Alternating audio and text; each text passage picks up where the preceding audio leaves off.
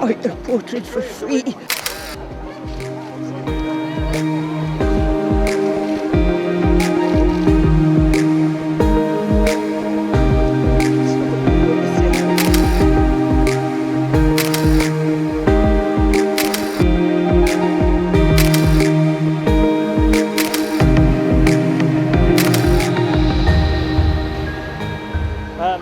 I've had, since I turned whistleblower myself in 2003, 2004 on the Torture and Extraordinary Rendition programme, I've worked with other whistleblowers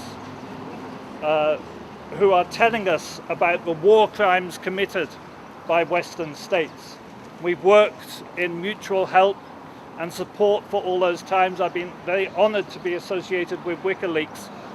And I think all of this has built up an enmity of the British state against me.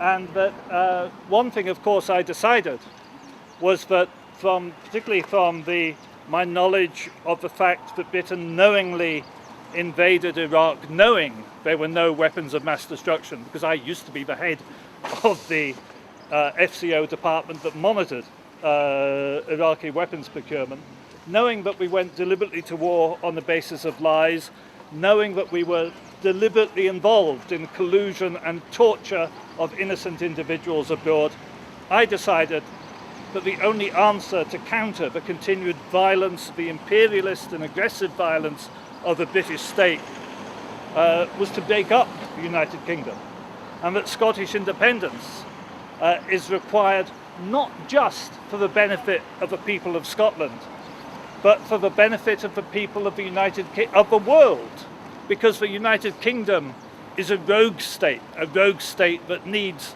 to be broken up.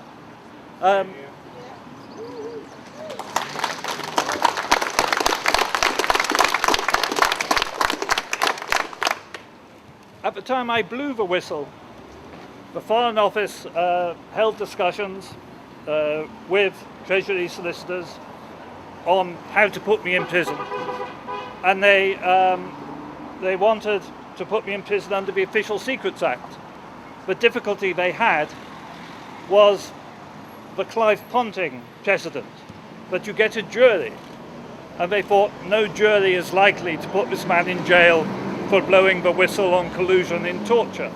And I'm proud to say that Clive Ponting became a personal friend, and he moved to Kelso. Remember, Clive was the guy who blew the whistle on the General Belgrano and the sinking of the General Belgrano.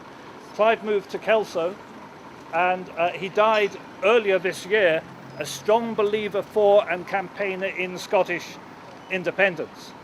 And just like Clive, they were worried that a jury would refuse to convict me. Now, it's taken them 18 years to work out how to put me in jail without a jury, and finally they've got there. So now I have to report at 11 a.m. on Sunday morning to be sent to prison for 8 months.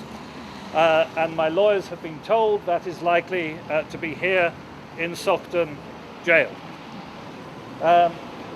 It is astonishing to me. I shall be the first journalist to be jailed for a media contempt in the UK for over 50 years and in Scotland for over 70 years.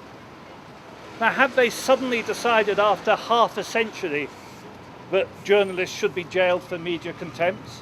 Or is there a deeper agenda behind this?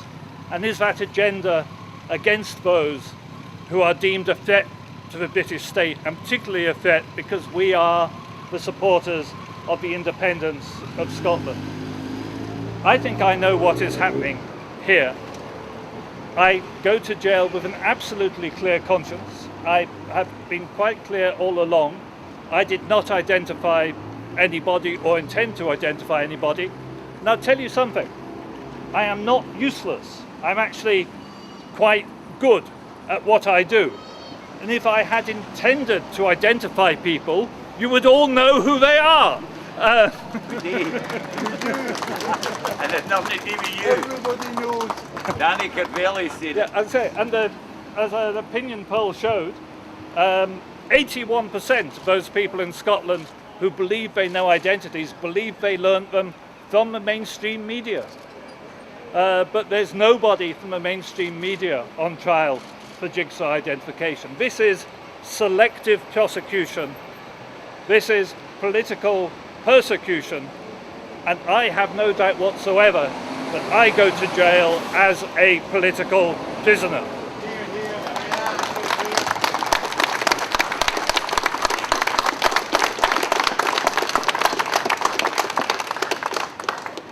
I want to conclude by saying that I'm extremely grateful for your support. My wife and my family, my children who are all here, are extremely grateful for your support. It means a world to us. An appeal will be going on to the European Court for Human Rights, because I think it is extremely important that the jailing of journalists is not allowed to stand as a precedent in law.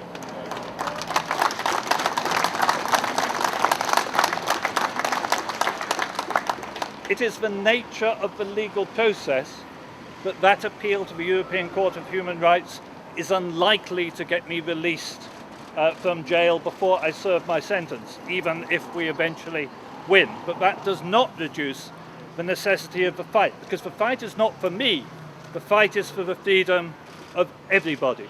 I thank you very, very much for recognising that. It's extremely good. Today, at no notice whatsoever, people are demonstrating here in Edinburgh, people are demonstrating in Inverness, people are demonstrating in Aberdeen, people are demonstrating in Dundee, and people are demonstrating in Islamabad, which and